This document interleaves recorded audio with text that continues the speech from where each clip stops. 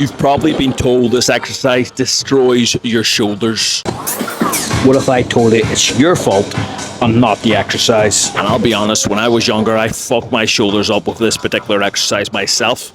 But it wasn't because the exercise was inherently bad, it's because my form was awful. Now you can think, why the fuck would I do this exercise? But I'm going to give you a couple of reasons why. Number one, Ted Arcidi.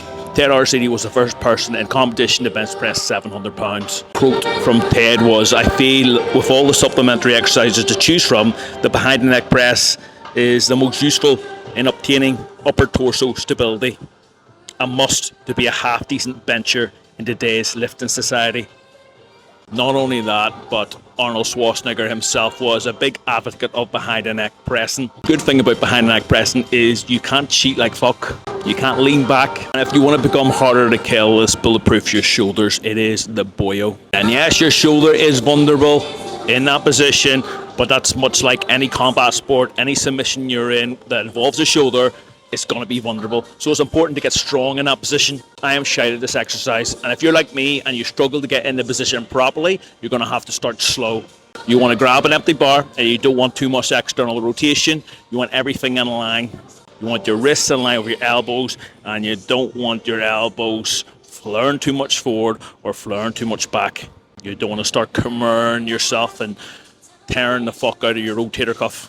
You don't want to have to push your head fucking forward like you're sucking a cock. You want to stand up straight with your neck in a neutral position. So you consider stand. I'm going to stand because it teaches me to brace properly and not get lazy when I'm sitting down.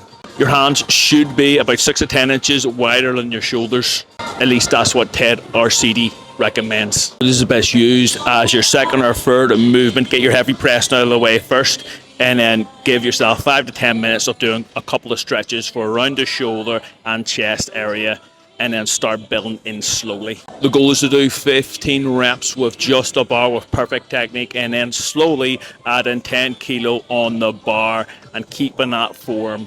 When you're able to do 15 reps, increase it again until you go to failure. And after a couple of months, then you can change the rep range. This isn't a dangerous exercise. You just don't know how to do it properly yet. Much like myself, you've got to build into it slowly and build the mobility with the strength.